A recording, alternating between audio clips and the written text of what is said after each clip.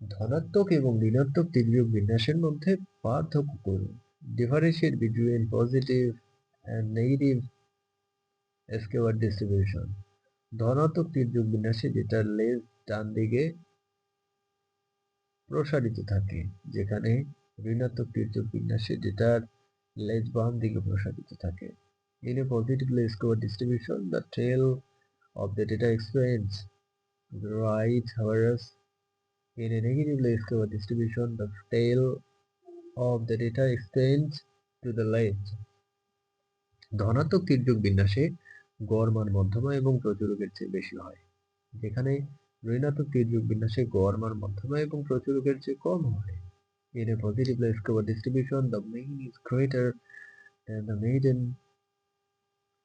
and mode, while in a negatively scalar distribution, the mean is less than the median and mode. ধনাত্মক তির্যক বিন্যাসে বেশিরভাগ মান নিম্ন দিকে থাকে এবং কিছু বড় মান ডান দিকে ছড়ানো থাকে, যেখানে ঋণাত্মক তির্যক বিন্যাসে বেশিরভাগ মান উচ্চ দিকে থাকে এবং কিছু ছোট মান বাম দিকে ছড়ানো থাকে। In a positively scalar distribution, most values are on the lower side and some large values are spread to the right, while in a negative scalar distribution, most values are on the higher side and some small values are spread to the left. Histogram বা box plot ব্যবহার করে এই দুটি বিন্যাসের মধ্যে পার্থক্য করা যায়। ধনাত্মক তির্যক বিন্যাসে প্লটের লেজ ডান দিকে এবং ঋণাত্মক তির্যক বিন্যাসে প্লটের লেজ বাম দিকে দেখা যায়।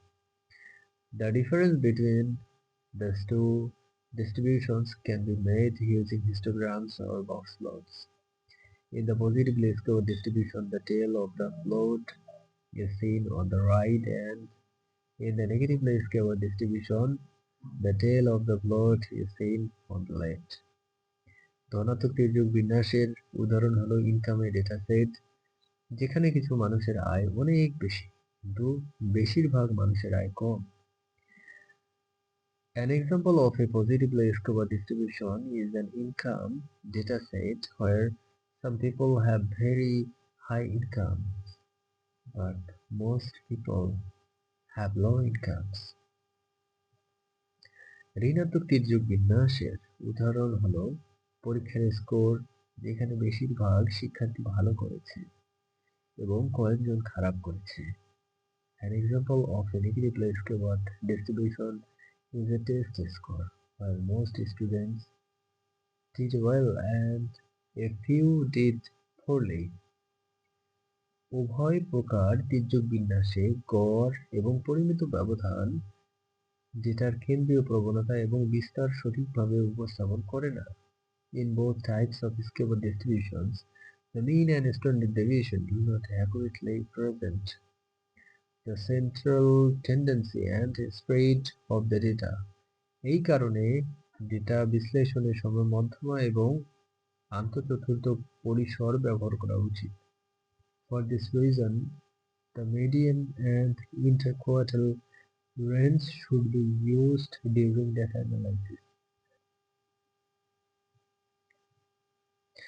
ধনাত্মক এবং ঋণাত্মক তির্যক বিন্যাস উভয়ে স্বাভাবিক বিন্যাস থেকে ভিন্ন, যেখানে ডেটা গড় মানের চারপাশে সুষমভাবে বিস্তৃত থাকে।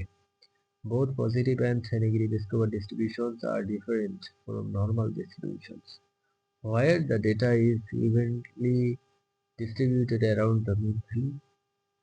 সঠিক পরিসংখ্যানিক সিদ্ধান্ত নেওয়ার জন্য এই দুটি বিন্যাসের মধ্যে পার্থক্য জানা গুরুত্বপূর্ণ। It is important to know the difference between these two distributions in order to make correct statistical decisions. যদি ধনাত্মক এবং ঋণাত্মক তির্যক বিন্যাসের মধ্যে পার্থক্য জানা না থাকে, তবে ডেটা বিশ্লেষণের সময় ভুল পদ্ধতি ব্যবহারের কারণে ভুল সিদ্ধান্ত নেওয়া হতে পারে, যা গবেষণার ফলাফলকে প্রভাবিত করতে পারে।